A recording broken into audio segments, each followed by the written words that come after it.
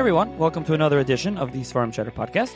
On this episode of the podcast, I'm going to be joined by Professor Barry Strauss, who is Corliss Page Dean Senior Fellow at the Hoover Institution, the Bryce and Edith M. Bomar Professor in Humanistic Studies Emeritus at Cornell University, and a leading expert on ancient military history, and the author of a number of books.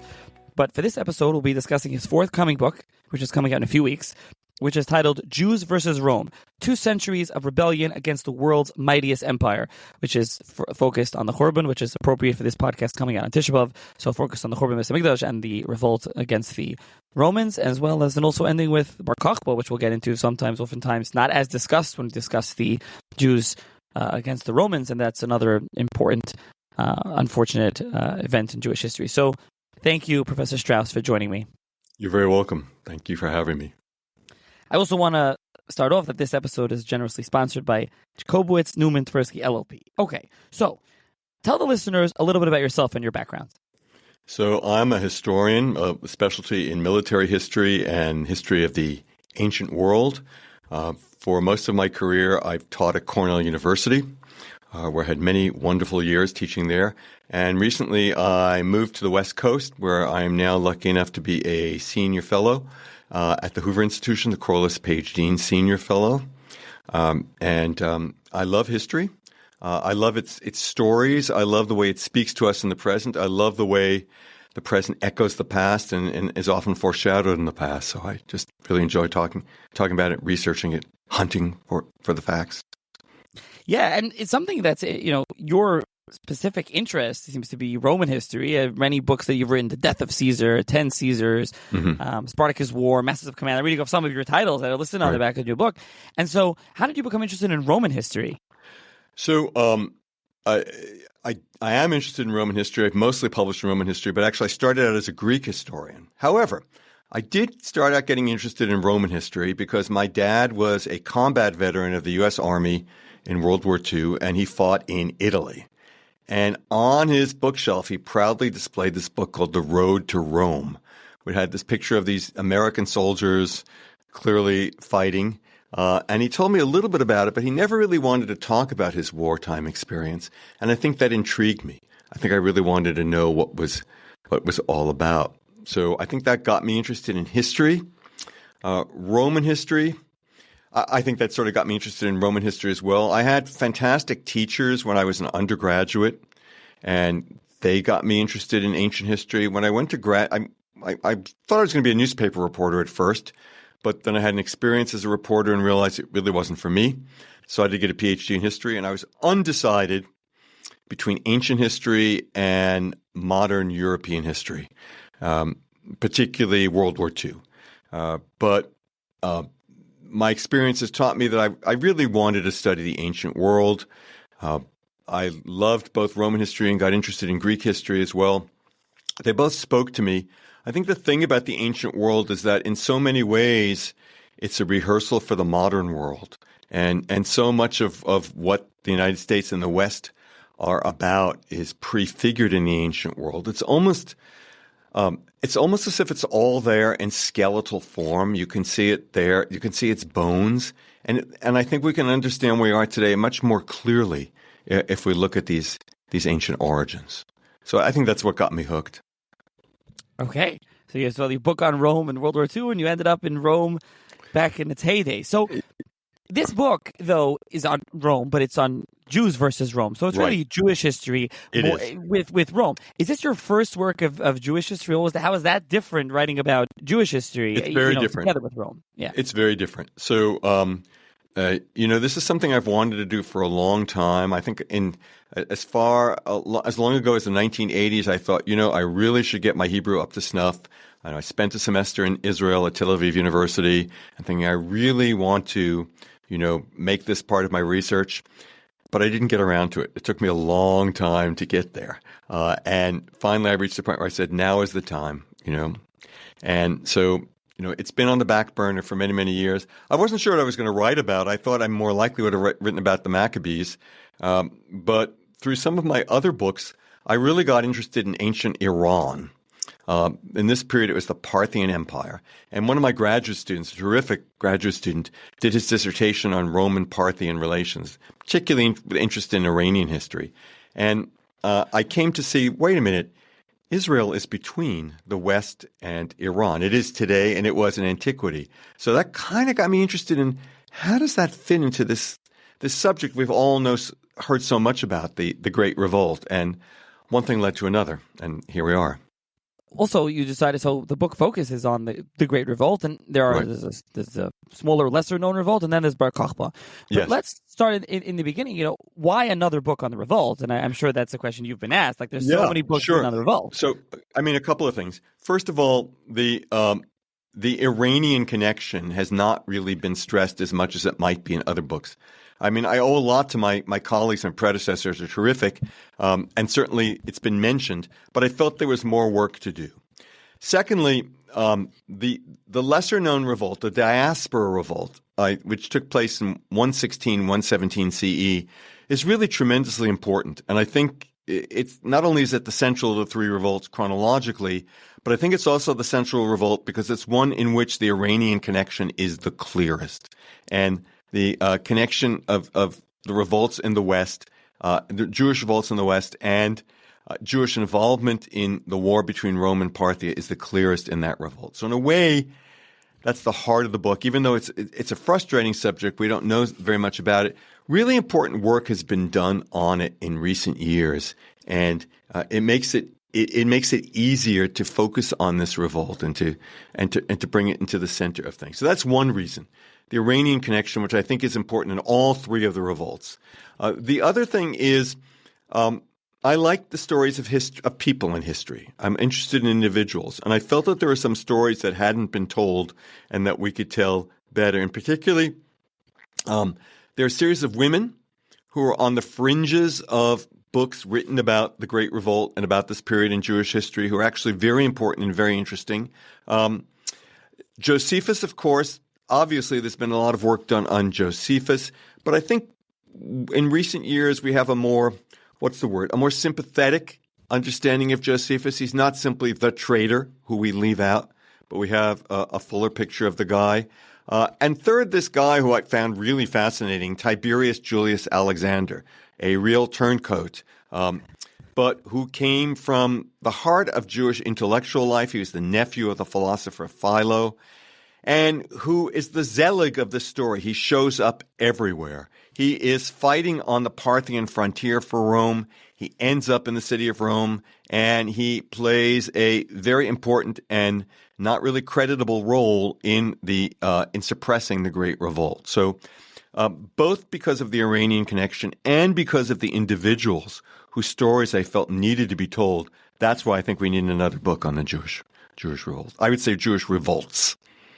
Yeah, this book it definitely is unique. That is revolts. Many books end with the destruction of the temple or Masada, some results. Yes. But they don't continue to the revolt in 116, and they don't continue also with Bar Kokhba. So you did continue, and that's where your book ends post Bar Kokhba. So that's important, and we'll get there. But I do want to start in the beginning, even though, like you said, there's been a number of books. I did a 3-part series a few years ago. Professor Guy Rogers, his For the Freedom of Zion, recent book a few years ago. Obviously, there's many books that come out. Just aired an episode with Professor Martin Goodman and his new book on Herod, which is somewhat, as a figure comes up in here. But as you say, there are other figures you really discussed. Tiberius Julius Alexander, the true traitor, the real traitor, the real traitor. In the sense of the Jewish people, and you also Queen of Adibian, if I'm pronouncing Adiabene, Queen Helena.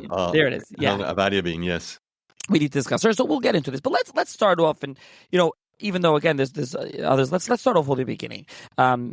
Judea at the time, the land of Israel at the time of, I guess, prior to the Great Revolt. What's going on? What's the setting? Set the scene for the listeners of what is happening there. And I guess we can also talk about the Roman world in context and what's going on in the Roman world and in the land of Israel. So great question. So as early as around 160 BCE, there is an alliance between the Maccabees, the Hasmoneans, and the Romans. Judea is already in the orbit of the Roman world, and as far as the Romans are concerned, once you've checked in, you can never check out. The Romans are not too cool about that. But Judea is an independent state, and in some ways it reaches its peak of power and influence under the Hasmonean dynasty until in the year 63, BCE, when the Romans they conquer Syria. They're getting closer, and there is a dynastic quarrel in Judea between two brothers fighting over the throne, Antigonus and Hyrcanus. And they each go to Pompey, the Roman general, Pompey the Great, who is a real shark if there ever was one. He's in Syria. They send delegations to him for his support, as do a group of sages and notables who want Judea to be ruled by essentially the Sanhedrin, and they don't want either one of these men ruling it. Pompey chooses Hyrcanus because he thinks he's basically the weaker one, the one he can push around more, and invades Judea, ends up having to lay siege to Jerusalem, and it takes 4 months for him to take the temple. But he does take it and then desecrates the Holy of Holies and turns Judea into a Roman dependency. The king is now a lesser official, a tetrarch, and some the Hasmoneans had conquered non-Jewish parts of the land of Israel, non-Jewish cities in the land of Israel, mostly Greek-speaking. There were some Syrians, there were some Arabs as well, and Idumeans to the south, and incorporated them all in their kingdom. Pompey takes those Greek cities and he makes them independent, and he reduces the area that is under Jewish control and takes away their access to the sea. And so from the very beginning, there is a lot of opposition to Roman control of Judea and desire to be independent, to be free again, resentment for what Pompey had done in the temple. And from the beginning, there are low-level rebellions against the Romans. Very early on, the Essenes expressed their opposition to Rome. But there are also other Jews who want to collaborate with Rome, either because they admire the Romans or because they feel there really is no choice. So enter Herod and his dynasty. But before Herod actually comes to the throne, Judea is invaded one more time in the year 40. It's invaded by the Parthians, by a Parthian prince named Pacorus, and his cupbearer is also named Pacorus. I speculate in the book that this cupbearer Pacorus might even be a Jew. I don't have any real evidence for it. The only evidence I have is later on from the Parthian period, we know about a Jew named Pacorus. We also know that an earlier Persian cupbearer famously had been Nehemiah. He'd been a cupbearer to the king, a very important official. So I speculate that Pacorus, the cupbearer, was a Jew, though we don't know that. And he's sent on a mission to Jerusalem to negotiate the surrender, which he's able to do. I mean, he comes with 400 horsemen who are most impressive and frightening. And they give the throne to Antigonus, Hyrcanus' antagonist. And there is a fight back and forth. Actually, I think they give the throne, to Antiochus, not to Antigonus. And so Herod is off, forced to go into exile. He flees. He makes his way to Rome. And there he convinces the Romans to make him not merely the tetrarch, the ruler of Judea, but to make him the king of Judea. And ultimately to be the king not of this mini rump kingdom that Pompey had left, but of the whole thing, of all of the land of Israel, including both sides of the Jordan. Well, he has to win it back, a series of battles over the next few years with Roman help. Once again, a siege of Jerusalem this time. I think that Pompey's, I said it took 4 months. I believe it took 3 months. This siege takes 4 months. But Herod and a Roman general named Sosius do succeed in taking Jerusalem. And now, beginning in 37 BCE, Herod is in control of the kingdom of Judea as it is known. A couple things to unpack and to follow up upon, but one of the things are you emphasize Parthia, and you do throughout the book, and like you said earlier in the intro that this is something that you did that others don't do as much, and I do think that's true, and I've read a number of books on the subject, and you really do. But one thing that is important and we need to emphasize here is that there are many Jews in Parthia, right? After Galus Bavel, after they were exiled to Babylonia, they don't return, all of them. And so there is a large Jewish community there, and they have relations with the Jews in the land of Israel. And so that's something, if you want to discuss that more, that the Jews there are trying, what's that relationship like? And the Romans are nervous about that to some extent. Yes, Rome's nemesis is Parthia. Yes. Thank you for pointing that out. Rome's nemesis is Parthia. The Romans had tried to conquer Parthia under Crassus, an infamous general, in the mid-1st century. And Crassus is defeated at the Battle of Carrhae in the 50s BCE. It's a tremendous defeat. And ever since then, the Romans want to get revenge on Parthia. Julius Caesar, when he's assassinated on the Ides of March in 44 BCE, he was planning to leave the city and start a campaign of a war against Parthia. And Mark Antony later on tries to do the same thing. So the Romans are all but obsessed with Parthia. It's the only empire left standing in the orbit of the Mediterranean world that in any way can rival the Romans and whom the Romans want to defeat. As you say, there's a large Jewish population in Parthia, mostly living in Babylonia, Bavel, southern Mesopotamia, in the area roughly of modern Baghdad and around there, and very close connections with the Jews of the land of Israel, of Judea, constantly going back and forth, making pilgrimages to the temple, coming for the festivals. They pay taxes to the temple, and there are sages who go back and forth between the two places. In addition to that, the Jews of the Parthian Empire have a strong military tradition, going back even earlier to the Seleucid Greeks who controlled this area. They were well known as mercenaries, well known as soldiers. Some of them are cavalrymen, and some of them Herod ends up accepting a large group of them who he resettles roughly in today's Golan. It's in the Golan, but also in Syria.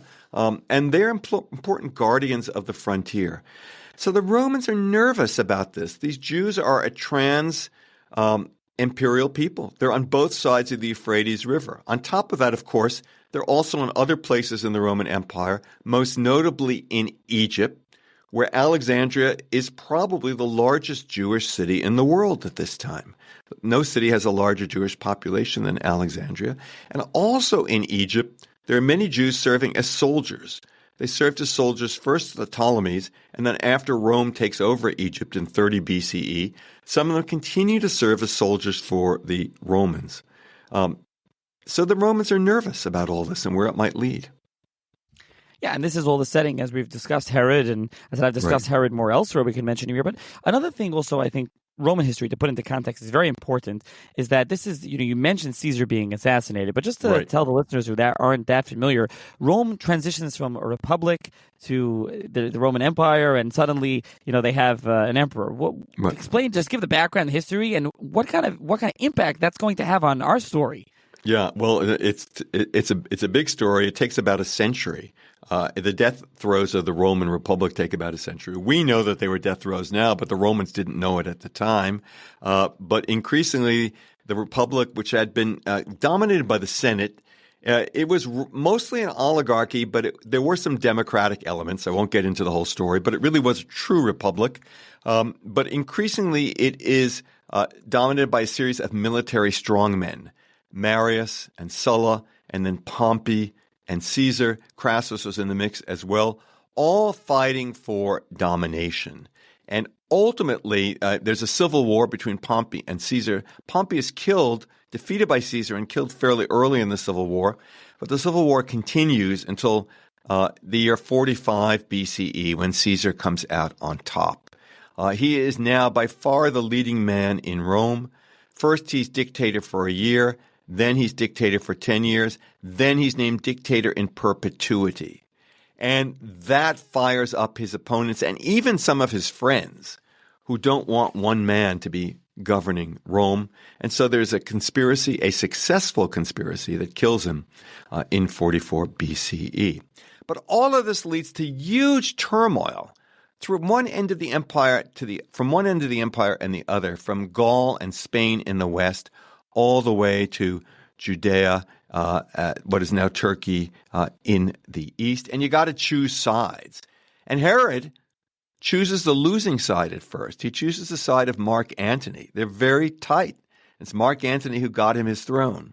But Mark Antony, in his famous alliance with Queen Cleopatra of Egypt, is defeated at the Battle of Actium in the year 31 BCE off the coast of Greece. Luckily for him, Cleopatra vetoed him being present at Actium. She didn't want him being that close to Antony. And she shipped him off or sent him eastward to fight a Nabatean Arab people in what is now Jordan. And so he was able to say, after the battle, when Antony's defeated, he's defeated by Julius Caesar's young heir, a man we call Octavian, but who had been adopted posthumously by Caesar. He was Caesar's grandnephew. He called himself Caesar. And now, after the battle, he comes to the east, and Herod throws himself at his mercy and says, I was a great friend to Mark Antony. I will not deny it. But things have changed, and now I will be a great friend to you. And I'm the guy who can keep the peace on your eastern frontier. I can keep the Romans in and the Parthians out. I know you guys have had trouble here before, but trust me, I'm the guy to do it for you. And he makes the deal. He sells Octavian on this, who confirms him on his throne in Judea. But with the Civil War over, Octavian is transitioning to becoming Rome's first emperor, Augustus. And now, in order to be a successful client state of Rome, which Judea is, it's all about Augustus and his family and making friends with them, which is what Herod proceeds to do and to do very well. Right. And Herod ends up ruling Judea for decades brutally, but he's successful in the sense that he keeps things under control and he has good relations with Rome. However, upon Herod's death, and again, if you want to hear more, listen to my previous episode on Herod, but upon Herod's death, things kind of deteriorate with his children, his descendants, and things kind of destabilize in the region. Yes, to put it mildly, Herod did not manage the succession well. And he divided his kingdom among three of his sons. The one who got the lion's share was named Archelaus, and Archelaus turned out simply to be not ready for prime time.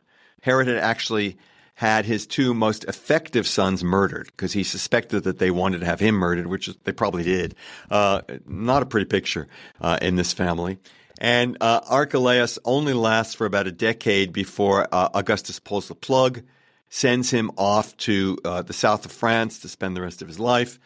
And Judea now becomes a Roman province in the year 6 CE, in the year 6 of our era.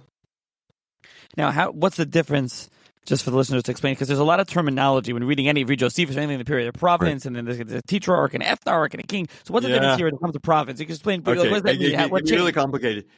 Before this, while Herod is on the throne and while his sons are in power, Judea is a client state. It is technically independent, but in fact, it depends on Rome, and it doesn't dare get on the wrong side of Rome. Relations with Rome are the most important thing for Judea. But once Augustus pulls the plug on this, Judea now is part of the Roman Empire. Historians disagree as to whether it is technically an independent province or not. It is probably not. Technically, it is a region of the larger province of Syria, but it is governed by a Roman official who is first known as a prefect and then known as a procurator, but he is one rank below a governor, who the Romans call a legate. He doesn't come from the highest class of Roman society, which is known as the Senate. He comes from the second highest class, which is known as the Knights. So the Romans are saying, in effect, that Judea is kind of a second-rate province. It's not all that important. There's no Roman legion stationed there. Rather, there are a series of what the Romans called auxiliaries. These are locals who are recruited to fight in second-tier units of the Roman army. And the auxiliaries in Judea in this period are almost never Jews. They're mostly Greek speakers and Samaritans. The Samaritans follow the Torah, but they deny Jerusalem's supremacy. They have their own temple near what is now Nablus in Samaria, and they don't have the world's greatest relations with the Jews. So in typical Roman fashion, the typical divide and conquer fashion, they want to have several thousand men enrolled in this auxiliary unit. They're kind of a police force. They're kind of like the FBI. Their job is to keep the peace and to keep the Jews in line. Now, you also discuss Quirinius, if I'm pronouncing his name right, in his census, and he's important. Varus is important before he loses the legions and gets killed in Germania to Arminius. But just what happens there? These figures, these Roman figures that come into the land and to Judea, and they do a number of things to really antagonize the Jewish people. Sure. That's the best way to put it. Absolutely. So Varus and Quirinius are two governors of Syria. Varus is there first. When Herod dies and his son Archelaus takes the throne, and there are disturbances there are revolts, then Varus marches in from Syria with his legions, and he suppresses the revolts against Archelaus. And in order to make his point, he crucifies 2,000 Jewish rebels around the walls of Jerusalem. It's obviously a lot of people. It does boggle the mind to think that this is by no means the largest crucifixion that we know of from the ancient world, largest mass crucifixion, but it's pretty awful and certainly highly antagonistic. There are several people at the time who want to make themselves kings of Judea. Josephus, so our main source for this whole period down to the year 74 CE is Josephus, a very complicated man, a Jew who writes three really very enormously important history books for ancient history as well as for Jewish history. We get our stories from him. He calls these men kings, but he's writing in Greek, and the possibility is left open that they saw themselves as messiahs. Each one of them might have named himself as a messiah or been hailed by his followers as a messiah. They fail, and then in the year 6, Quirinius comes in. Archelaus is now gone. Judea is no longer independent. It belongs to the Roman Empire, lock, stock, and barrel. And he does what Romans do when they take over a place. He initiates a census, deeply unpopular because the people aren't stupid. They understand that this means taxes paid to Rome. And there's opposition to this led by a man named Judah the Galilean. He may be the son. He may be associated. We may be able to associate him with an earlier Judah who was opposed to Rome. Judah, son of Hezekiah. Hezekiah was opposed to Rome as early as the year 46 BCE. So even before Herod became king or before the Parthians came, and he, along with a sage named Zadok, they lead a rebellion against the Romans, which is quickly suppressed. And so Judea is now under the thumb of Rome, and the Jews have to pay taxes to Rome. Yeah, it's not only now that they discuss tax cuts and taxes. This is going on since time. Even more, like you talk about history, you really see how history plays out. These are one of those things, unfortunately. Sure. Yeah. And so then you really turn to, and this is a fascinating part of the book, as you have mentioned here in the chapter, the turncoat and the convert, Tiberius Alexander and Queen Helen. And this is something that many other books don't focus on as much, and the connection to Parthia. So if both of these figures are interesting, and as you discussed, they are important, even if not as well known, to the story which we're going to get to of the revolt and then the Churban Beis Hamikdash. Yeah. So here we have these two people who have opposite trajectories. So Helena is a pagan. She is the queen, married to the king of this kingdom of Adiabene, which is roughly modern Iraqi Kurdistan. It's also roughly ancient Assyria, which was several centuries earlier. An important kingdom in what is now northern Iraq, and it's on the trade routes to the east. And it is a vassal kingdom of the Parthian Empire. So the Parthian Empire is sort of like a confederacy with the Parthian king on the top, and a series of kinglets, minor kings, who owe allegiance to him and whose armies have to fight for him when he calls them up. And Adiabene is one of these places. She and her sons convert to Judaism. What conversion means in their case is open for debate. Precisely what conversion meant in this period, how Jewish they become. But I think in the case of Helena, we can say she became pretty Jewish because after her son takes the throne, after her husband dies and her son takes the throne, she goes to Jerusalem. And she lives in Jerusalem for several years. In fact, she builds a palace there in the city of David, in the Ir David. And she devotes herself to learning with the sages, to charitable works. There's a famine in Judea in this period, and she spends her resources in bringing in grain from Egypt and dried figs from Cyprus in order to feed the people. So she is a very beloved figure. When she dies, she asks to be buried in a tomb in Jerusalem, and indeed, she is buried on the road to the north outside of Jerusalem, the way you'd go back to Adiabene.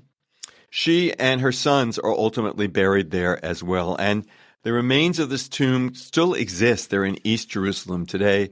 Remarkable monument to see. Bizarrely, it belongs to France. And you have to apply to the consulate of France to get permission to visit the site. So here we have someone from the East who converts to Judaism. She and two other members of her dynasty build palaces in Jerusalem. There are 3 of them. And her son sends some of his sons to Jerusalem to be educated. They're that devoted to Judaism. But they serve potentially a fascinating role. They're a link, go-betweens, between the Jewish world and the Parthian world. And I think to the degree that the Romans know about this, they're not very happy about this, that the Jews have developed this link to the East. We know there are various times during this period when when the Romans cut off Jewish links to the East. One Jewish king has a conference of several Eastern kings, and the Romans shut the conference down. King Agrippa II wants to build a third wall in the northern part of the city that would have made the city impregnable, and the Romans shut it down. So they're looking eastward. Meanwhile, while all this is going on, in Egypt, the first family of Jewish Egypt is the family of Philo the philosopher, known in the Greco-Roman world as Philo Judaeus. He is a Jew. He claims to be pious, but he's also fascinated with Greek culture, with Greek philosophy, with Greek drama, with Greek athletic games. And his books are very important for the history of Western philosophy. So while Helena is moving the East towards Judaism, the Jews of the West in some ways are moving away from it. So the first family of Jewish Alexandria is the family of Philo the philosopher, Philo Judaeus, a pious Jew who also is deeply attracted by Greek culture and who writes philosophical texts that are still influential today. But he thought that he can reconcile Judaism with Hellenism. That was his goal. His other branches of his family are very wealthy, very prominent in the business life and the administrative life of Alexandria. His brother is a man named Alexander, who is a leading figure in relations with Rome. And the brother's son, Philo's nephew, is a man named Tiberius Julius Alexander. Tiberius Julius Alexander, unlike his uncle, is utterly enamored of Rome, and he becomes an official in Roman administration. First, he becomes the governor of southern Egypt, or rather, the administrator, I should say, of southern Egypt. He then ends up as an officer in the Roman military, fighting on the eastern frontier, on the Parthian frontier, as the aide-de-camp, if you will, of Rome's greatest general in this period, a man named Corbulo. And Tiberius Julius Alexander plays a key role in negotiating a peace agreement between the Romans and the Parthians at a time where they almost went to war. The agreement is in many ways disadvantageous to the Romans and advantageous to the Parthians, but that's the best the Romans can do on this difficult and dangerous frontier. And Tiberius Julius Alexander is rewarded for his service by ultimately by being named governor of Egypt. I should say that earlier, before his service on the frontier in the 50s, for a brief period, he was also governor of Judea. And as governor of Judea, he made his bones, to use a mafia term, for the Romans by crucifying two potential rebels against Rome, two members of the family of Judah the Galilean, this rebel against Rome. So Tiberius Julius Alexander was showing that ultimately his loyalty lay to Rome. He's just a really fascinating and troubling figure. He then serves on the eastern frontier, as I said, and then he goes off and he's made the governor of Egypt. And as governor of Egypt, one of his jobs is suppressing a uprising. The Greeks of Egypt turn on the Jews. The Greeks and the Egyptians turn on the Jews in the city of Alexandria. The Jews defend themselves. Tiberius tells them to stop. They don't stop, and he sends in the army, which leads to a massacre of Jews in the city of Alexandria. So once again, Tiberius Julius Alexander shows that his loyalties are more with Rome than with his own Jewish people. So we've discussed a lot of the buildup towards 66 and we're getting towards the Great Jewish Revolt. And the question that you pose in the book and that we should pose here is, why now? What happens that suddenly there's this outbreak and there's this mass revolt and war with Rome? To make a long story short, Nero happens. So, I mean, we all know it's one of the cliches of Hollywood and popular culture that Nero is a decadent and bad emperor. And look, it's a long story. It's complicated. But to make a long story short, he was a decadent and bad emperor, even though he had some good aspects to him. And one of the things that he wanted to do is to squeeze the provinces. He needed money for various projects of his. He did not have a high opinion of Jews and the Jewish people. He was a Hellenophile. He loved Greece and Greek culture. He naturally identified with the Greek population in Judea as against the Jewish population. And he encouraged his administrator of Judea, a man named Florus. He encouraged him to squeeze the Jews and take money from them and to favor the Greeks, which is what Florus proceeded to do. So I think one of the factors going on in this period is just that Rome is squeezing the Jews more than ever before. And Florus not only takes money from the Jews and not only sides with the Gentiles when they antagonize the Jews, when they lead to a riot in the city of Caesarea, which is itself a story, that city, but he also engages in massacres of civilians in Jerusalem. Now, there had long been people in Judea who wanted to rebel against the Romans, who felt that if the Maccabees could do it successfully, they could do it as well. But they were kept on a tight leash by Jews who felt that for better or worse, they needed to get along with Rome. The power of Rome was too great for them to oppose it. But now, as a result of these massacres, the establishment in Jerusalem comes to the conclusion, we've really got to do something. We can't let the Romans go on this way or they will destroy us. And so they agree to take part in a rebellion. I think that's simplifying a more complicated story, but I think that's the answer. Yeah, it definitely is a complex story with a lot of moving parts. And you mentioned Josephus, and we'll mention him throughout. He's always the name that comes up. I mean, we know we have we have Chazal, we have other sources, but Josephus is the main historical source. And as always, when it comes up when discussing this, we know more about this story through Josephus than about any other province in the Roman Empire, right? If I'm correct, other than that's out of Rome, not Rome itself, throughout any time period, because we have his histories. So, as you say, the revolt breaks out, the war breaks out, and what happens next? We're going to get up to Vespasian comes in. I mean, there's a lot of different moving parts. Vespasian, and he comes in, but what happens that leads up to as we get towards the destruction of Jerusalem, of the temple, of the Beis Hamikdash? Right.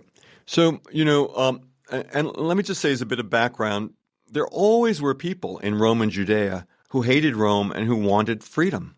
And this was always a Jewish value. It's just that they never were in a position to do all that much about it until the period of the Great Revolt. And what happens, first of all, is a lucky or unlucky accident, depending on your point of view. The Jews managed to ambush a Roman army, both on its way towards Jerusalem and on its way home from Jerusalem. And they massacre the equivalent of a legion. That convinces Nero that, decadent though he was, he could not allow this revolt to go unpunished. And that's when he appoints the last competent general left, Vespasian, and who has had experience mostly in Britain, and he sends him to Judea with a large army to suppress this revolt. The Jews give up any strategy of guerrilla warfare, of a scorched earth policy, of fighting in small, irregular forces against the Romans. Rather, their strategy seems to be to have a series of fortified cities against the Romans, hoping that, first of all, that the Romans won't be able to take those cities, and second, one might expect, hoping that the Parthians would come in and help them, or that the Jews from the east would help them, because they send many embassies to the east asking for help. Josephus is a very complicated and shady character, and he leaves it open. He's only 30 years old, but he's appointed governor of Galilee, of this important region in the northern part of the country. It's his job to defend it. In one version of his story, he says that he raised a large army, ultimately 60,000 men, and he fortified cities to fight the Romans. In another version of his story, he says, I never wanted to fight the Romans. I only did this because the radicals were forcing us into it, and my plan was always to negotiate with the Romans. And to this day, it is hard to tell what he was doing or if he was playing some kind of double game. I vote for the double game myself, but we can't really be sure. But we do know that in many ways, much against his will, Josephus is involved in defending a small city in the Galilee that has one of the most gallant and noble acts of resistance against the Romans. For 6 to 8 weeks in the summer of 67, the small place called Jotapata in central Galilee withstands the Romans. Josephus is the leader of the resistance in this walled city, fighting rather dramatically against the Romans. It's now June, end of May, June, beginning of July of 67. Very hot time of the year in that part of the world. Temperatures highs in the 90s. It can be humid. And in these difficult conditions where there's a limited amount of water in the city because they don't have a spring, they're depending on cisterns, they fight off the Romans until finally the Romans take the city. It's one of our best accounts, eyewitness accounts of a siege in all of ancient literature, of what it's like to be inside a siege. And the Romans, in their unfortunate manner, are massacring people, civilians as well as soldiers, when they break into the town. Josephus and 40 other men find refuge in an underground shelter. And there, one of the most famous and infamous incidents in ancient history takes place. The men want to commit suicide. They want to have a suicide pact, or a pact, more precisely, in which they kill each other. And only the last man will have to kill himself. There are 41 of them. Josephus tries to talk them out of it, just as he tried to talk them out of resisting the Romans. But they insist. And Josephus says that it is divine providence, intervention from above, that allows him to be one of the last two men standing. There are others who say, nah, he rigged the lottery somehow. And apparently I've spoken to mathematicians who say it wouldn't have been that hard to do. But for one way or another, he's one of the last two men, and he convinces the other guy, let's not commit suicide, let's surrender to the Romans. And they do. Here's Josephus. He's the commander of this army. And he goes to the Romans. He's brought before the general Vespasian, and he has to plead for his life. And he does so in a very clever way. He says, which is true, I come from a priestly family. I'm actually descended from the Hasmonean kings, and I have the gift of prophecy. And my Lord, I prophesy that you're going to be the emperor of Rome. Nero's not going to be the emperor anymore. You're going to be the emperor. And he's so effective in what he has to say that Vespasian says, okay, I'm not going to kill you, and I'm not going to send you off to Nero in Rome where you're probably going to be tortured and then killed. I'll keep you in chains. And then, to Josephus's enormous good fortune, 2 years later, in the year 69, at the end of 68, Nero is driven off the throne and forced to commit suicide.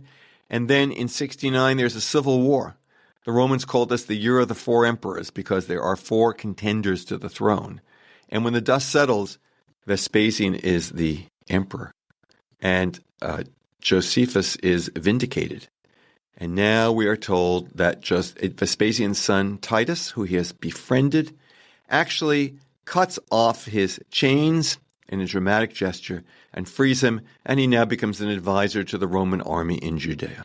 Now that story, listeners may be familiar, I've discussed it on the podcast in the past, for those familiar from Josephus, as well as maybe familiar with the similar story that Chazal tell us, that Rabbi Yochanan ben Zakkai was the one that predicted to Vespasian that he would become the emperor. Right. And so, as you say, Vespasian becomes the emperor. Long story short, and everyone, you've discussed this as well, how that's kind of improbable at some point. He's kind of a simple family, simple background, not nobility. He becomes the emperor. Off he goes. Titus takes over. So, but as this is going on and the lead up to Jerusalem, how successful are the Jews in revolting against the Romans? There are other revolts, and we mentioned Arminius before and Varus, and that's something we mentioned in the book. But there are other revolts against Rome, and how successful are the Jews at this time in their fight against the Romans? You're absolutely right. There are many revolts against the Romans, and they almost all fail. Really, the only one that succeeds is Germany. That's a success. The Romans are driven out of most of Germany, although they do keep part of it. The Romans are successfully driven out in attempts to conquer places. They're driven out of Parthia. They're driven out of Nubia, let's say Sudan, and they're driven out of Caledonia, that is Scotland. Or most of Scotland at any rate. So in those areas, the Romans fail. But the one province that the Romans say, this is our province, that they're driven out of is Germany. So the Jews, like most of these rebels, fail. They don't succeed in driving out the Romans. They might have succeeded. I know that Professor Goodman talks about this in his writings. If the goals of the rebels had been milder, had been lesser goals, if they said, "Look, we've taken over Jerusalem, and now we want you to give us some form of autonomy, or at least to give us governors who won't mistreat us in the way we've been treated," that might have succeeded. There's another revolt in what's now the Netherlands that succeeds temporarily with a solution, something like that. They hold the Romans off for 20 years, and the Romans come back and knock them down. It would have been very difficult for the Jews to have driven out the Romans altogether, unless they had help from the Parthians. Here I think there's an important analogy to American history. Why does the American Revolution succeed against the Brits? Well, the Patriots fight very hard, but they wouldn't have succeeded without the help of France. And the Jews are trying to do something similar. They want the help of Parthia. Again and again, they're appealing to the east, to Adiabene, to Jews who are living in Parthia, to the Parthian king, come help us against the Romans. They get a little bit of help from the east. There are members of Queen Helena's family, her grandsons probably, we're not 100% sure they're her grandsons, but probably her grandsons are actually there in Jerusalem fighting against the Romans. But the way things stand after Vespasian takes the throne and his son Titus is left in charge in the east is the Jews are in the city of Jerusalem, which is one of the best fortified places in the whole ancient world. And many of the rebels who've been driven out of other parts of Judea come to Jerusalem to make a stand against the Romans, feeling that somehow we can defeat the Romans as long as we hold tight in Jerusalem. And of course, it doesn't go well. It doesn't, and a big part of that is what Chazal say, sinas chinam, based on hatred. It's something, and I always say this, and it comes up every Tisha B'Av. You read Chazal say that sinas chinam destroyed the Beis Hamikdash, and then you read Josephus, you read the historical accounts, blow by blow, day by day, and you see it. You see the terrible infighting, and we should talk about some of that here. Take a pause from Vespasian leaving and Titus taking over the siege, and the terrible infighting among amongst all the factions in Yes. Jerusalem. It's just, you read it and you look back and you're like, oh no, don't do that. And you just see them cannibalizing themselves, just really hurting themselves. Yeah, I mean, the good thing about, the admirable thing about the Jews of this period is they're one of the freest people that we know of in history. They're completely free. And so there develops all these differences of opinion and all these factions and all these arguments. And unfortunately, they treat each other with violence. Even before this period, there are Jewish terrorists who are killing other Jews. We know them from Josephus as the Sicarii, the dagger men. It's a word that now means hitman in Italian or Spanish. But in the period when they are within Fortress Jerusalem, before the Romans lay siege to the place, they're killing each other. They are literally killing each other, making war on each other. And the craziest thing they do is they destroy the grain supply. The city could have held out much, much longer against the Romans if they hadn't burnt their own supply of grain. So they really do it to themselves in many ways. Indeed, sinas chinam. Yeah, and this is something that, comes up in the book, and you know anyone that knows this time period, and this is what's going on with the terrible infighting that really results in, they're torching the food and they're really hurting themselves. And like you say, Jerusalem was a really well fortified city. They really could have held out there for even much longer than they actually held out. And they did have some successful skirmishes. They went out with Titus' troops. They did. They were superb at irregular warfare. They really were. They really give it to the Romans. But unfortunately, A, the Romans are good at siegecraft in general, and B, Titus is absolutely no hesitation in using his men as cannon fodder, to use an anachronism. But he sacrifices a lot of his soldiers to take this city and to take it as soon as possible. Yeah, and I want to, in the book you say, it is what you said here, but I want to quote, it is impossible to read Josephus on the siege of Jerusalem without admiration for Jewish courage combined with horror at Jewish disunity. Yeah. Nor can one contemplate the failure of the Great Revolt without asking whether it was a good idea poorly executed or a bad idea from the start. And then, things that you've echoed here. But then to skip forward to another part of the next page is that if the rebels had done everything right, made unity their lodestar, left Jerusalem's food supply untouched, attacked Roman supply lines, then maybe they could have made a strong enough showing to bring Rome to the negotiating table. Unfortunately, the rebels did everything wrong. Everything that is except fight hard.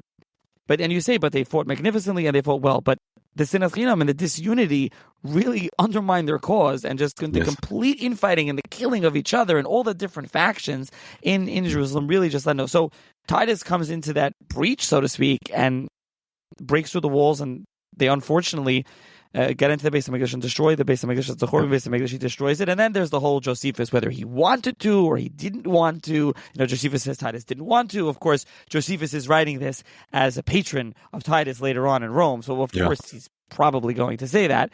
But this is something that occurs. And unfortunately, the Beis HaMikdash is destroyed when they get in there, and they really destroy Jerusalem as well. Yeah.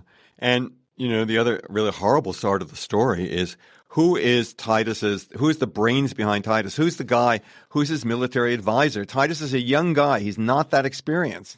Who is the experienced soldier who's telling him how to do this? It's none other than Tiberius Julius Alexander. That's just terrible to contemplate that. It really is. It's this Jewish guy, and he's coming and he's saying, forget it, I am now a Roman, I am not a Jew. Essentially, I'm going to destroy Jerusalem. I'm going to destroy Yerushalayim. I'm going to destroy the Beis HaMikdash. And he helps him out, and he helps him do all this. And it's, you read all this. I think you drove that point home well. Reading other books, not the literature on this, you don't see that point driven home, and you try to really drive home that point. The only thing I can say in his defense is he does, in a council of war, he does ask Titus not to destroy the Beis HaMikdash. He says, please do not destroy the Beis HaMikdash, but it gets destroyed. Now, what happens, post the destruction? As we know, again, this has been released on Tisha B'Av, so this is Tisha B'Av, obviously the saddest day in the Jewish calendar. Two Beis HaMikdashes are destroyed. The Beis HaMikdash is destroyed. This is terrible. But, not to take away from that, but then what happens after? What happens after the Beis HaMikdash destroyed? What happens to the people in Jerusalem, in Judea? What happens when the Romans now say, we know they plunder the temple, they take everything back to Rome, Titus, and let's get there. What happens in Judea? What happens in Jerusalem? What happens there? So, what happens in Judea is that, there many Jews have been killed. We don't know how many, and probably tens of thousands have been enslaved, and many of them sent abroad. And I do actually in the book talk about one woman from Jerusalem, probably Jewish, who is sent to Italy. We know a bit about her story. But Jerusalem is no longer a city. The 10th Legion is now encamped there. Judea becomes a genuine Roman province with a senatorial rank governor and a legion there. There are still Jews who live at least around Jerusalem and can go into what's left of the town. They can't rebuild the Beis Hamikdash. And as devastating as this war was, there is still a very large Jewish population in Judea, in the land of Israel. And it's still recognizably a Jewish place for all the terrible things that have happened. Outside of Judea, however, and both inside and outside of Judea, the new Roman government imposes a tax, a humiliating tax. There's never anything like this in the Roman Empire. It's called the Fiscus Judaicus, the Jewish fund, or if you prefer, the Jewish tax. Every Jew in the Roman Empire, wherever he lives, and including women and including children, have to pay a tax to the emperor of 2 denarii. It is roughly equivalent to the half shekel tax that Jews paid to the temple. And to add insult to injury, it goes to the temple of the chief Roman pagan god, Jupiter of the Capitoline Hill in Rome. So this is part of the new reality in the Roman Empire. Yeah, it goes for Avodah Zarah. It's something that they're taxing the Jews to this Jew tax. And you mentioned the enslaved Jews, and also there's a triumph in Rome.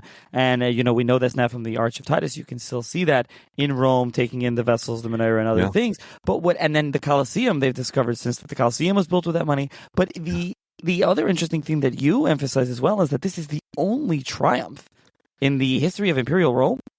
No, it's not the only triumph in the history of Imperial Rome. It's only the triumph over a rebellious province in the history of Imperial Rome. I got it. They have other triumphs, but this is the only time. Normally, if you put down a rebellion in a province, that's nice, but no cigar. It's not. What the Romans want is they want someone who's expanding their empire. Vespasian, as a new emperor, he's a little bit shaky on the throne. He doesn't come from the nobility. He comes from what the Romans look down on as kind of a middle-class family, and he needs to build up his credibility. And so he acts as if Judea was a newly conquered province rather than a rebellious place that had already belonged to the Roman people. And he puts on this enormous triumph for the conquest of Judea. There's no other time where they have a triumph over a conquered province. Right. Okay. So it's a conquered province, which is something usually, again, you wouldn't think such a thing. Now, also, one other thing we have to mention, going on in Judea is Masada. I have a full episode I did. Professor Jody Magnus wrote a whole book on Masada. Oh, yeah, she's fantastic. Yeah, we have to mention Masada and the story, at least what happens to Masada, and then before we will get ahead up to the revolt of 116, something that like you've mentioned, is not well discussed. Well, let's first mention Masada, at least mention it. We have to. So Masada is the last stronghold of the rebels. These are Sicarii daggermen who have left from Jerusalem. They are at war with other Jews, some of whom they kill. But Masada is an interesting place. To me, it looks less like a rebel fortress than a stop on the Underground Railroad. There are people who pass through. They're on their way to Egypt to try to take refuge from what the Romans have done to Judea. Some might even be going to Parthian lands. There are various people there. There are people who come and go. We know about people who come and go. But it is a sore in the Roman eye that Masada is still free. And so the Romans decide that they have to destroy it. We used to date it to year 73, so 3 years after the destruction of Jerusalem and the temple. It seems to me now that the evidence points more to 74, although admittedly it's not 100% clear. But the Romans do destroy Masada. We know a lot more about the details of it, and it looks like somewhat less dramatic of an expedition than it had seen before. I mean, Masada is a tremendously dramatic place, as anyone knows who's visited it. But logistically, it was not that much of a challenge for the Romans. To me, the things that I find fascinating about it, that maybe others haven't pointed out as much as, first of all, Josephus uses this to write one of the most moving defenses of freedom in all of ancient literature. You would think that the greatest defenses of freedom in ancient Greek literature, and Josephus writes in Greek, would be something in the history of ancient Greece. But here we have this history of ancient Jews, ancient Judea, and we have this speech about freedom, which is as eloquent and passionate a defense of freedom as anything we find in ancient literature. It's really quite remarkable. Scholars have argued as to whether it really happened or not. Is Josephus making up the speech? I think he is probably making up a lot of the speech. They've also argued about whether there is this mass death at Masada, and I come down on the side of saying I think this is basically a credible story. I also try to talk about the echoes, the ripples of Masada, and how Silva, the Roman general who conquers Masada, how he uses this conquest to build this awful place, an amphitheater in his hometown in central Italy, which he inaugurates with a slaughter of 40 pairs of gladiators. And I'm convinced that he was only able to do this because of the wealth that he got from Masada. So, and just the standoff between him, who is a new man, who's come from new money to rise in Rome, and the leader of the rebels at Masada, who comes from the most fabled dynasty of Jewish rebels in Judea, I think is really very striking.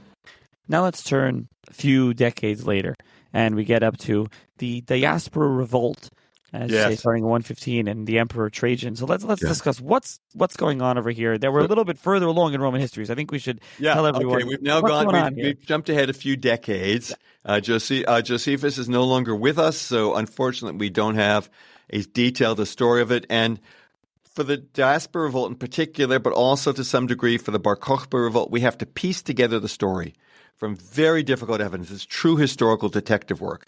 And I much rely on what my colleagues have done with the diaspora revolt. I'm very grateful for their work. But this is a revolt. It takes place, we used to date it to 115, but I think we now should date it to 116. The reason the date is important is that in 115, the Romans, under the Emperor Trajan, invade the Parthian Empire. They first conquer Armenia, which in antiquity is a much larger country than it is today, and they then conquer Mesopotamia, Iraq, if you will, all the way to the Persian Gulf. In 116, there's a series of rebellions against the victorious Romans. Just as the Americans were faced with uprisings when they conquered Iraq in 2003, so the Romans were faced with uprisings in the same region when they conquered it in 115. In 116, the uprisings begin, and the Jewish population of Parthia, the Jews of Mesopotamia, play a leading role in this uprising. Again, we're piecing together the story. And the Romans make it their business to target Jewish populations in Mesopotamia and to suppress them for their role, in helping the Parthians to revolt against the Romans. Meanwhile, in 116, at the same time, the Jews are spearheading a revolt in the east. The Jews of Egypt, Libya, and Cyprus all rise in rebellion against the Romans. It starts in Libya, in northeastern Libya, a place called Cyrenaica in antiquity, and it spreads to Egypt and it spreads to Cyprus. It is violent. It is aimed at pagan temples. It involves civilians. It's quite bloody and quite widespread. What's it all about? What's the point of this revolt? Well, as far as we can tell, it is partly aimed at, protesting the Jew tax. It is partly aimed at a desire to make Aliyah and to return to the land of Israel and to rebuild the temple. But it is also aimed at helping the Parthians against the Romans. We don't have a smoking gun. We don't have an ancient document that says it was aimed at helping the Parthians against the Romans, but there are many indications that there's collusion going on between East and West. First of all, this was standard Iranian foreign policy throughout antiquity. You have many examples of this sort of thing. Secondly, we have Jewish sources that say that Trajan's advisors, in particular his queen, said, instead of making war against the Parthians, you should make war against the Jews. And third, Trajan sends one of his chief generals from the war against the Parthians. He sends him westward to Egypt to put down the Jewish revolt there. Very threatening to the Roman Empire because in a way, Egypt is to Rome what the Middle East is to the modern industrial world. Just as the modern industrial world, much of it gets its oil from the Middle East, so Rome got its grain from Egypt, which was the breadbasket of the Roman Empire. If this revolt had not been put down, then it could have brought Rome to its knees because they could not have fed Italy without the grain from Egypt. So all of this tremendously dangerous to the Romans, and the Romans suppressed this revolt in the bloodiest possible way. Before this revolt, Alexandria was the largest Jewish city in the world, probably a cultural capital, the place where the Torah was translated into Greek. The Septuagint comes from Alexandria. As a result of this revolt, the Jewish population of Alexandria is massacred, and there are almost no Jews left in Alexandria and in much of Egypt after this revolt. Likewise, in Libya and in Cyprus, the Jewish population is massacred. And there are also rumblings of revolt in the land of Israel.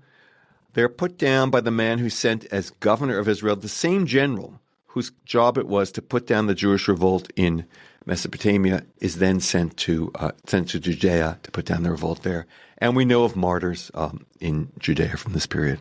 However, there still are a large number of Jews in Judea. And let's fast forward a little bit later when we get to Emperor Hadrian and Bar Kokhba. Right. So let's look at the Bar Kokhba rebellion. So Trajan is the emperor who invades Parthia and who fails, who's driven out. He's eager to resume his war, and then he has a stroke, and he dies, kills him, and the throne passes to a man who is totally opposed to this invasion, Hadrian. Hadrian becomes the Roman emperor in 117. The Bar Kokhba revolt begins in 132. It breaks out in 132. We used to think that one of the main causes of the revolt was Hadrian rededicating the ruined city of Jerusalem to being a pagan Roman city, which he does in the year 130. But thanks to archaeology, we now know that the minute Hadrian gets on the throne in 117, he starts rebuilding Jerusalem as a pagan city. He names it after himself, Aelia Capitolina. His family name was Aelius. Capitolina refers to Jupiter, the chief Roman god, who is also the patron of Hadrian. So it's as if he named the city Hadrian City. Why does he want to rebuild Jerusalem all of a sudden as a pagan city? Well, I could be wicked and say you'll have to read my book because it's all there. And look to the east, look to the Iranian connection. It helps explains what the cause of this war was. Still a large Jewish population in Judea. Still the spirit of resistance. Still the desire for the temple to rebuild. Still the expectation that just as the first Beis HaMikdash was rebuilt 70 years after its destruction, so the second one would be rebuilt 70 years after its destruction. There are many Judaic texts from this period that talk about this, but it became clear when Hadrian started rebuilding Jerusalem as a pagan city that this was not going to happen. It is also possible that Hadrian prohibited circumcision, and that was one of the causes of the revolt. We know that the Romans did prohibit circumcision, but the sources are a little unclear as to whether it happened before the revolt or as punishment after the revolt. In any case, the revolt breaks out, and this is a different revolt than the first revolt for many reasons. For one thing, this time the tactics of the rebels are going to be very different than the tactics in the first revolt. This time, they are going to engage in irregular warfare. They fortify a series of underground shelters and caves around the land of Israel, but mostly in the central part, mostly in Judah, as I call it in the book, or Yehudah, Judea proper, the area around Jerusalem, in a wide circle around Jerusalem, extending into the Judean desert. And there are hundreds of these fortified places that can be used to fighting against the Romans. For another thing, This revolt is very well led by a man of experience. The man we call Bar Kokhba, Shimon Bar Kosovo is probably his name, and he is hailed by some as the Messiah. Bar Kokhba means son of the star. It refers to a Torah verse that talks about a star arising that is associated with the coming of the Messiah. He has rabbinical support, particularly from Rabbi Akiva. And when the revolt breaks out, it's a shock to the Romans. They didn't see it coming. Tremendously bloody. He may destroy a legion. Our sources are so difficult, so fascinating, because we have fantastic archaeological sources for this revolt. But the literary sources, the written sources, are very poor, very contradictory, mostly come from hostile sources, from Roman sources, pagan Roman sources, from Christian sources, very few Jewish sources. And we know that the Emperor Hadrian was forced to bring in troops from all over the empire. In particular, he sent his best general, who was the governor of Britain, a very dangerous place for the Romans. He sends him to the east, and slowly they suppress the revolt. It takes several years, but they slowly do it.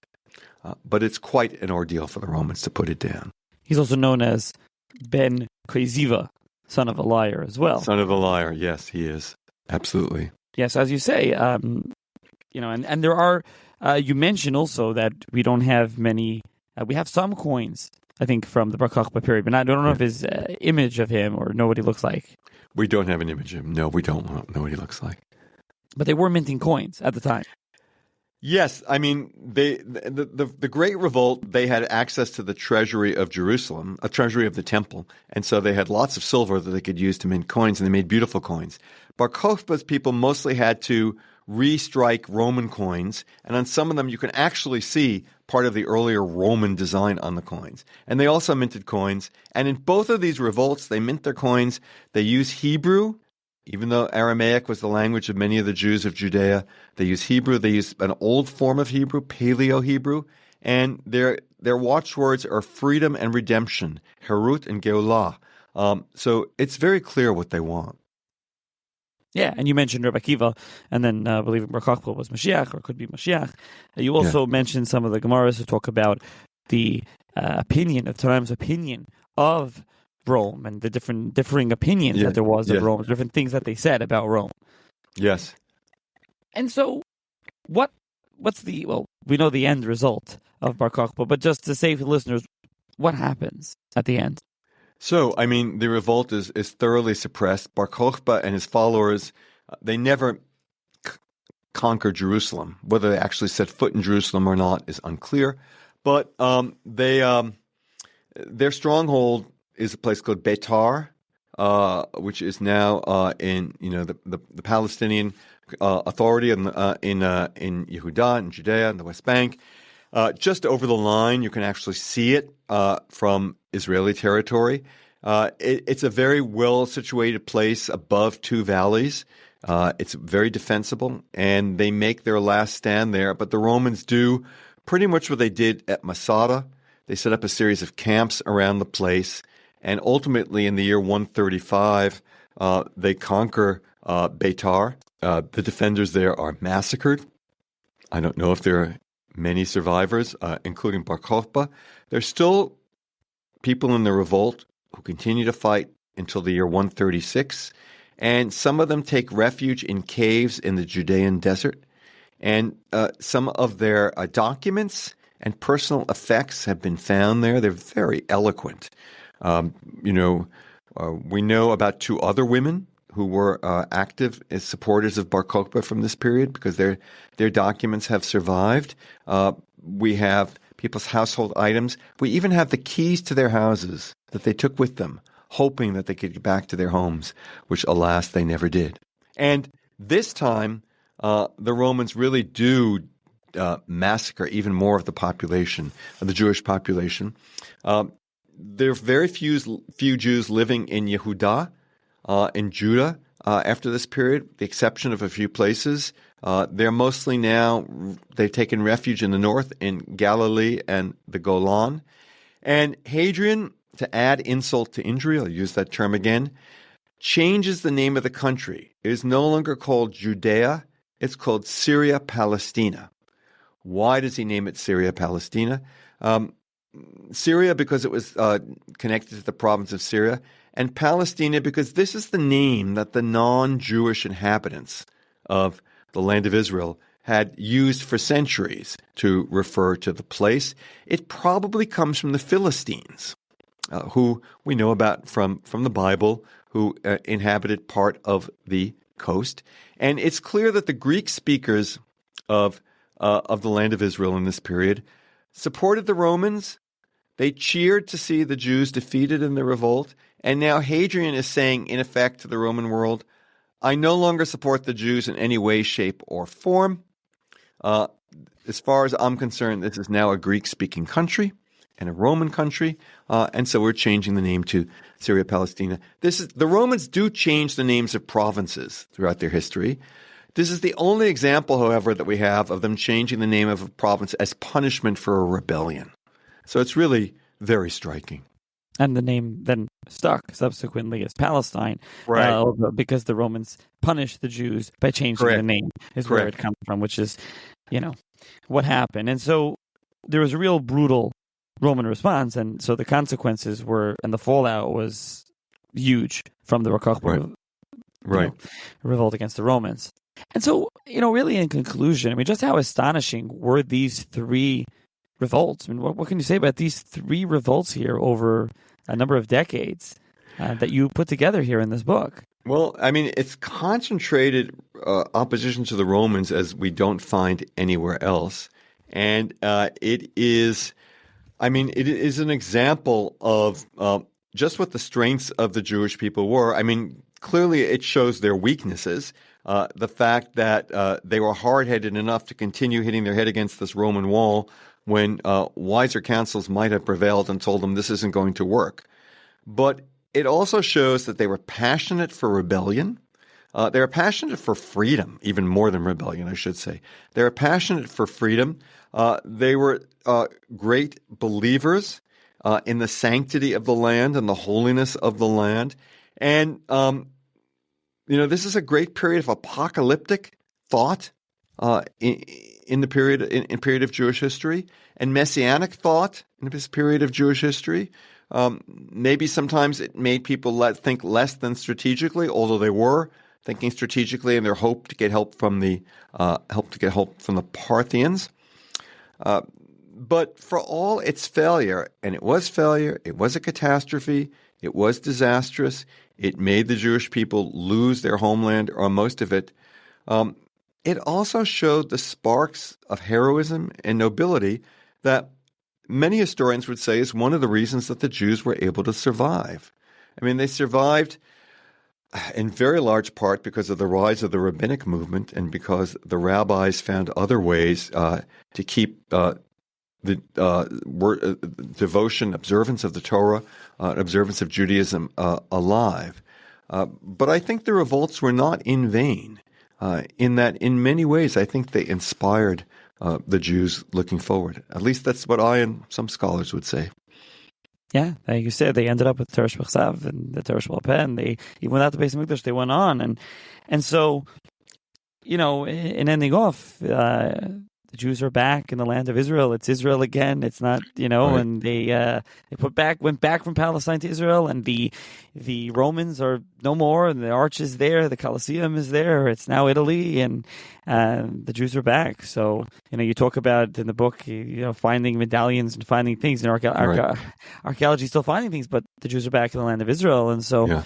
Just to end off on this, and again on Tisha B'Av, that we should all be zeicha to the Binyan Beis Hamikdash and the Gula, B'Karav, and that we should all be back. And so, Amen. Thank you, Professor Strauss, for joining me. And I want to mention also at the end, I have to mention that the book will be published August 19th. Shame it wasn't out for Tisha B'Av. It will be published August 19th by Simon & Schuster, and there'll be a link in the show notes for those interested. And I also want to mention that I got an advanced copy. I did read the entire book, and very, very readable for those, sometimes these books are, and professors, sometimes not. This book is very readable, and anyone interested in this topic or this time period, I recommend reading it. So check out a link in the show's book. And again, thank you, Professor Strauss, for joining me. My pleasure. Thank you for having me, Naki.